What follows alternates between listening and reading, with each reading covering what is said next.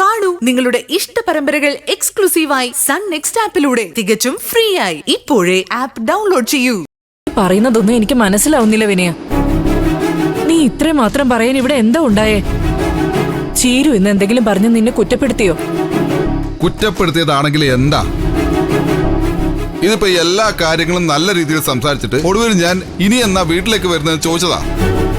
അതവൾക്ക് ഇഷ്ടപ്പെട്ടില്ല. പെട്ടെന്ന് അവള്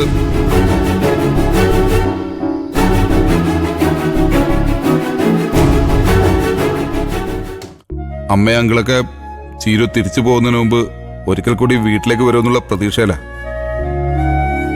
ചീരുവിന് ഒരിക്കലും അങ്ങോട്ടേക്ക് വരില്ല അല്ലേ?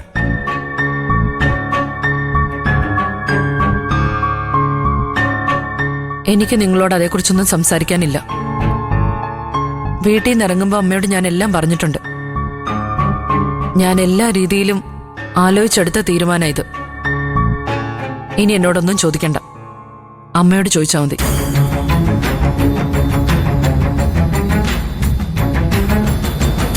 അന്ന് ഇവിടുന്ന് പോകുമ്പോ അമ്മയോട് അങ്ങനെ ഒരു അവസാന വാക്ക് ചീരു പറഞ്ഞു കാണുമെന്ന് ഞാൻ തീരെ പ്രതീക്ഷിച്ചില്ല.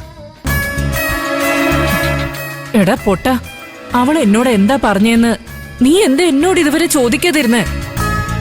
അതറിയുന്നതിന് മുമ്പ് നീ അങ്ങ് തീരുമാനിച്ചോ അവള് നിന്നെ അവഗണിച്ചെന്ന്? പിന്നല്ലാതെ എനിക്കെതിരായതുകൊണ്ടല്ലേ ചീരു അത് എന്റെ മുഖത്ത് നോക്കി പറയാതിരുന്നത്. അമ്മയെ അത് മറച്ചു വെച്ചത് എന്നെ വിഷമിപ്പിക്കണ്ടെന്ന് കരുതിയാവുന്ന എനിക്കറിയാം. എന്താ ലതിക ഇതൊക്കെ? ചീരു നിന്നോട് എന്തെങ്കിലും പറഞ്ഞിട്ടുണ്ടെങ്കിൽ അതെന്താണെന്ന് നീ പറ. നീ അതെന്തിനാ എന്നോട് പോലും പറയാതെ മൂടി വെച്ചത്? ചീരു തന്നെ എന്നോട് പറഞ്ഞത് തൽക്കാലം അത് ആരും അറിയേണ്ടെന്ന്. എനിക്കും തോന്നി സമയമാകുമ്പോ പറഞ്ഞാ മതിയെന്ന്.